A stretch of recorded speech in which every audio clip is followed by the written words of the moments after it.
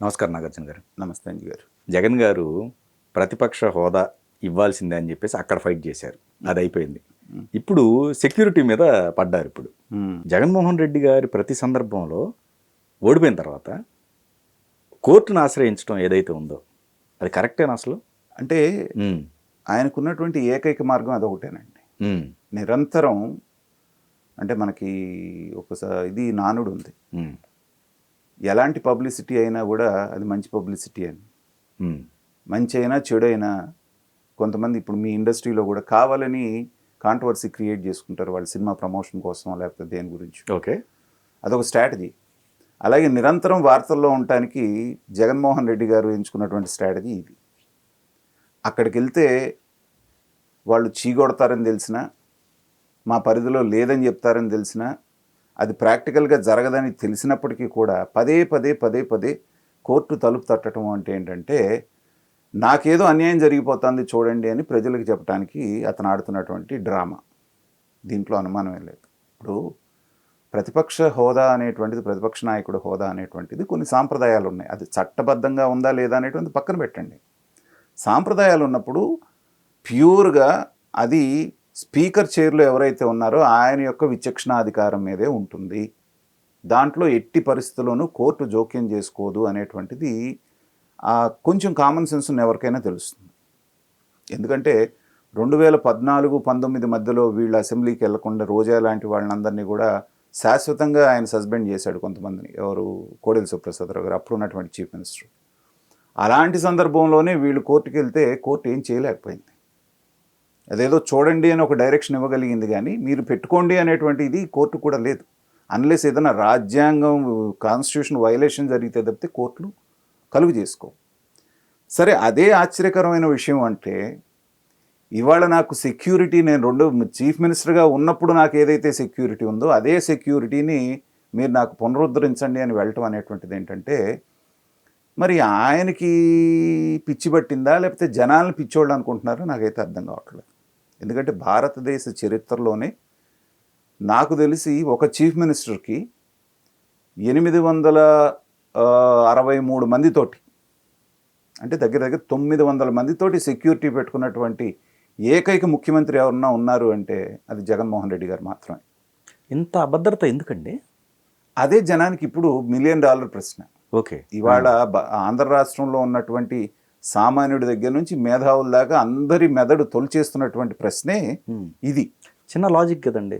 తప్పు చేసినప్పుడే కదా భయం ఉండేది. ఖచ్చితంగా. ఇప్పుడు అది ఇంకా ఎంత ఎక్స్ట్రీమ్గా ఆలోచిస్తున్నారంటే ఈయనకి ఆ మాఫియా వాళ్ళ వైపు నుంచి ఏమన్నా థ్రెట్ ఉందా ఓకే అనేదాకా కూడా ప్రజల్లో స్పెక్యులేషన్స్ వెళ్ళిపోయినాయి. కారణం ఏంటంటే దానికి అధికారం పోయిన వెంటనే ఇక్కడ హైదరాబాద్లో ప్రగతి భవన్కి ఎవరైతే దానికి కంచెలు వేశారో, బలమైనటువంటి కంచెలు మొన్నటిదాకా ఉండే మనం చూసాం కదా కేసీఆర్ గారికి, అదే కాంట్రాక్టర్ని పిలిపించుకొని తాడేపల్లి ప్యాలెస్కి 30 అడుగుల హైట్ ఉన్నటువంటి, అంటే చెంచల్గూడ జైలుకుంటూ చూసారా, అలాంటి ఫెన్సింగ్ చేసుకున్నప్పుడే జనాలకి ఆశ్చర్యం వేసింది. అరే, ఒక మాజీ ముఖ్యమంత్రిగా, ఒక ఎమ్మెల్యేగా నీకు ఉండాల్సినటువంటి సెక్యూరిటీ ఉంటుంది. పైగా చంద్రబాబు నాయుడు గారు కూడా చాలా ఉదారంగా ఆయనకున్నటువంటి క్యాన్వాయ్ తొలగించలేదు, జామర్లతో సహా అన్నీ ఉన్నాయి, బుల్లెట్ ప్రూఫ్ వాహనాలు ఉన్నాయి, అన్నీ ఇచ్చినప్పటికీ కూడా ఈ ఫెన్సింగ్ ఏంటనేది అర్థం కాలేదు. అది అర్థం కాకుండా పోయినా అసలు ఆ రోజు నుంచి ఇవాళకి 2 నెలలు సుమారుగా అవుతూ ఉంటే పట్టుమని 10 రోజులు లేరు తాడేపల్లిలో. గమనిస్తున్నాం. అవును, బెంగళూరు ఇలా వస్తున్నారు, 1 రోజు 2 రోజులు ఎక్కడన్నా శవం దొరికింది అనగానే వచ్చేసేసి దానికి సంబంధించిన హడావుడి చేసేసి ఇది రాజకీయ హత్య అని నానా యాగి చేసి 2 రోజుల్లో మళ్ళీ బ్యాక్ టు పెవిలియన్ వెళ్ళిపోయి బెంగళూరు ప్యాలెస్కి వెళ్తున్నారు. సో వెళ్ళేటప్పుడు కూడా ఏంటంటే చాలా అది అభద్రతా భావం అనేటువంటిది. ఈ వీళ్ళు కాకుండా మనం గమనించారా, ఫెన్సింగ్ వేయగానే ఓ 30 మంది నుంచి 40 మంది వరకు ప్రైవేటు సెక్యూరిటీని కూడా పెట్టుకున్నారు. అవునవును, ఇది in addition to this. Correct. ఇప్పటికి కూడా వాళ్ళు చెప్తుంది ఏంటంటే వీళ్ళు ఇచ్చినటువంటి సెక్యూరిటీ ప్రకారంగా, అంటే సెక్యూరిటీ రివ్యూ కమిటీ ఏదో ఉంటుంది, వాళ్ళు సిఫార్సు చేస్తారు ఎవరికి ఏంటనేది. చంద్రబాబు నాయుడు గారికో పవన్ కళ్యాణ్ గారికో దీంతో సంబంధం ఉండదు. ఎవరికి ఎంత సెక్యూరిటీ ఇవ్వాలి, ఏ క్యాడర్లో వాళ్ళకి ఎంత ఇవ్వాలి అనేటువంటిది వాళ్ళ నిర్ణయం. దాని ప్రకారంగా ఇప్పటికి కూడా దాదాపు 300 మంది సిబ్బంది ఆయనకు అందుబాటులో ఉంటారు. ఎవరైతేనేమి ఇప్పుడు చంద్రబాబు నాయుడు గారికి బ్లాక్ క్యాట్ కమాండోస్ ఉన్నారు కాబట్టి ఎన్ఎస్జీస్, నాకు కూడా అలాంటి వాళ్ళు కావాలనేటువంటి దాంతో ఒక దీన్ని క్రియేట్ చేసుకున్నాడు. సేమ్ నల్ల డ్రెస్ వేసి కళ్ళద్దాలు పెట్టేసేసి ఎన్ఎస్జీ కమాండోస్ లాగానే. సో ఈయనకే కాకుండా ఈయన కుటుంబ సభ్యులకు కూడా, అంటే తను రాజ్యంలో ఉన్నాడు కాబట్టి తను ఒక రాజు, తను ఇష్టారాజ్యంగా చేస్తాడు. అది కూడా జరిగినట్టుంది కదా సార్, ఏదండి వాళ్ళ డాటర్స్ కి సంబంధించి అక్కడ కూడా పెట్టాలనేటువంటిది వచ్చేసింది కదా అది. జరిగింది కదా. సో అదే సో ఎస్పీఎఫ్ అనేటువంటి దాన్ని ఏంటంటే ఈయన ఎస్ఎస్ఎఫ్ అనేది ఒకటి పేరు పెట్టేసేసి ఈ బ్లాక్ క్యాట్ కమాండోస్ లాగా తయారు చేశారు. Okay okay. ఇదంతా ఎవరి మనీ అండి? ప్రజలదే. కేవలం 50 రూపాయలు చేసేటువంటి హిమాలయ వాటర్ బాటిల్ చంద్రబాబు నాయుడు గారు తాగుతున్నారని దుబారా ఖర్చుని ఆ రోజున ఇచ్చేస్తే ఇవాళ సెక్యూరిటీ వరకే దగ్గర దగ్గర 300 కోట్లు ఖర్చు అవుతుంది అంటున్నారు ప్రతి నెల, ప్రతి సంవత్సరం. ఓకే. ఎవరిది 300 కోట్ల డబ్బు? ఇక్కడ 300 కోట్లు నీ సెక్యూరిటీకి, 500 కోట్లు ఏమో వైజాగ్లో ప్యాలెస్కి. ఎక్కడి నుంచి ఇది? మ్యాడ్నెస్సా లేకపోతే ఏమనాలి దీన్ని?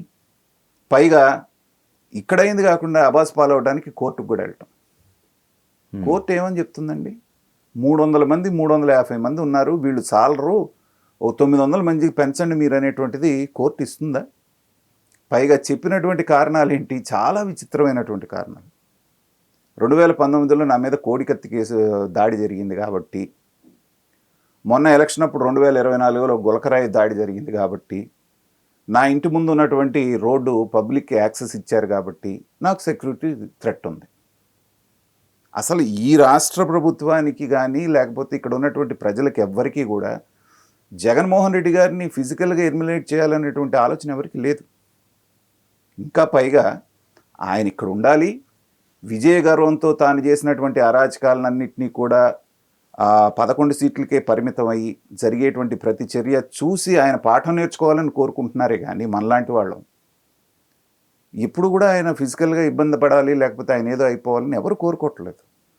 ఎవరన్నా కోరుకుంటున్నారు అని ఆయన భయపడుతున్నాడంటే మాత్రం వెనక ఏదన్నా పెద్ద ఇదే ఉండాలి, ఒక థ్రెట్ అనేటువంటిది, అంటే ఇన్విజిబుల్ థ్రెట్. ఓకే.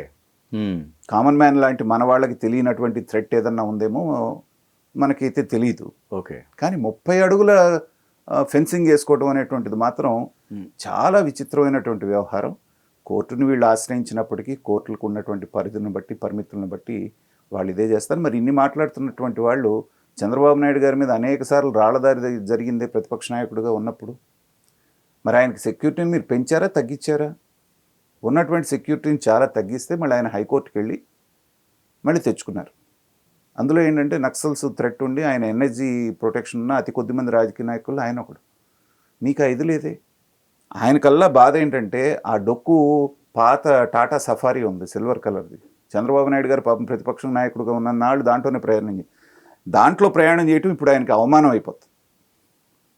అంత ల్యాండ్ క్రూయిజులు వీటిల్లో ప్రయాణం చేయడానికి అలవాటు పడ్డ వ్యక్తికి, ఆ ప్రోటోకాల్కి అలవాటు పడ్డ వ్యక్తికి, ఎక్కడికి వెళ్ళినా పరదాలు లేకపోతే హెలికాప్టర్లో 7 కిలోమీటర్లు వెళ్ళినటువంటి వ్యక్తికి ఏంటంటే ఇప్పుడు ఎక్కడికి వెళ్ళాలన్నా ఒక రకమైనటువంటి భయంలోకి వెళ్ళారు. దీన్నంతా చూసినప్పుడు ఏంటంటే చాలామంది అంటున్నట్టుగా ఆయన మానసికంగా ఏదన్నా ఒక దీంతో బాధపడుతున్నారా? ఎందుకంటే ఈ సైకాలజీలో ఏంటంటే అది కూడా ఒక రకమైనటువంటి ఫోబియా. ఓకే. ప్రజలందరూ నాకు వ్యతిరేకంగా ఉన్నారు, లేకపోతే నా చుట్టూ శత్రువులే ఉన్నారు, నన్ను ఎప్పుడన్నా ఎవరన్నా చేసేస్తారనేటువంటిది కూడా వాళ్ళు ఏంటంటే ఆ డిజార్డర్ ఉన్న వాళ్ళు ఒక ఇల్యూషన్లో బతుకుతుంటారు, ఒక ఫోబియా అది. సో మరి అలాంటి దాంతో ఏమైనా బాధపడుతున్నారో తెలియదు. కోర్టులో అయితే మాత్రం నాకున్నటువంటి కామన్ సెన్స్ తోటి ఆలోచిస్తే దీంట్లో జోక్యం చేసుకునేటువంటి అవకాశమే లేదు. మళ్ళీ ఇంకొకసారి ఏదో ఆయన పేరుని 10 మందిలో పెట్టుకోవడానికి వేసేటువంటి స్ట్రాటజీనే కానీ వేరేది కాదనేటువంటిది నా అభిప్రాయం.